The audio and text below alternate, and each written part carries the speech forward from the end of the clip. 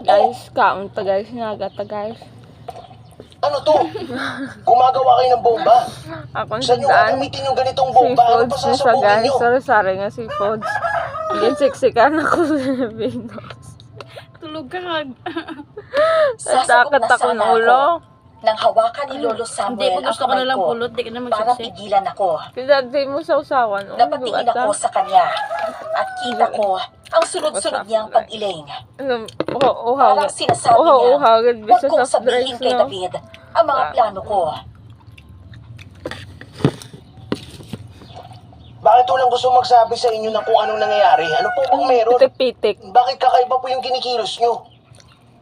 Umalis ka na lang at magpanggap na wala kang nakita dito. Hindi po. Kailangan ko pong malaman kung nasaan si Gerald at kung ano po ba talaga nangyayari dito. Lolo Samuel, bakit hindi po natin pwedeng sabihin kay David? Kasag na. Oo nga po, Lolo. Ano bang dahilan? Bakit sa taong bagong dating may tiwala kayo? Pero sa akin na halos dito na lumaki sa inyo, wala kayong tiwala. Dahil isa kang aswang at nasa kamay ng aswang ang kaibigan mo. Kinuha ng aswang si Gerald Tabi. Paano nyo po nalaman? Pitik. Matagal na kaming alam ni Gerald. Alam din namin na mabubuting aswang ang pamilya mo.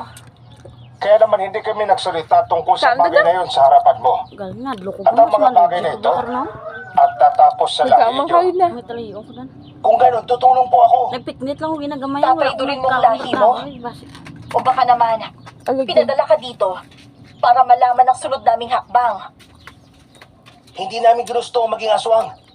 Nasa lahi namin na pagiging aswang pero hanggat hindi Yes, kami tama. kumakain ng tao, hindi kami ganap na aswang.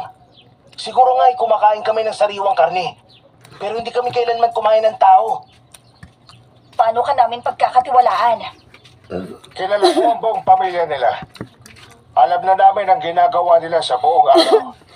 Iyon nga lang, Hindi ko hindi pa din lang. ako lubos na nagtitiwala sa kanya. Pero nandito na. Pagtulungan na lang natin siyang patayin kapag nag-traitor siya. Tama po.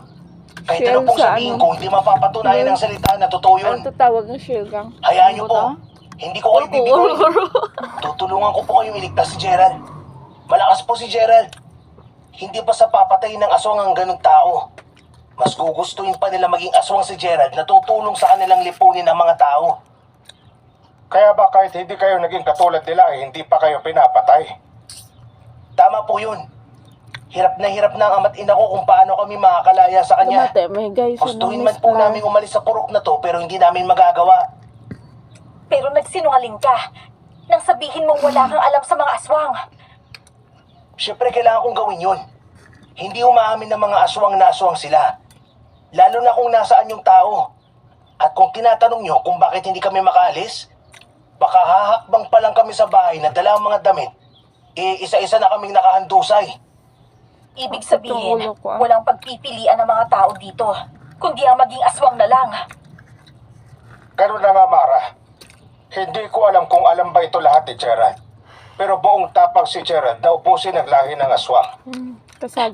Ngayon lang pumasok sa isip ko. Ang mga taong nawawala sa purok na to ay mga aswang na pinatay ni Gerald. Oo. Mabuti na lang at siya ang humawak ng investigasyon. Kaya naman nagawan niya ng mga dahilan ng mga namamatay o nawawala.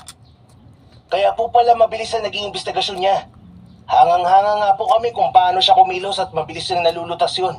Yung pala, tinatapalan niya lang at hindi sinasabing aswang ang mga nawawala. Ganun talaga ang ginawa niya sa loob ng 3 taon. Ginagampanan niya ang pagiging pulis sa araw at isang manunugis sa gabi. Malapit na magtanghaling tapat. Kailangan na natin matapos ito para may oras pa tayong magmasid bago pumasok sa loob ng kuta at kunin si Gerald.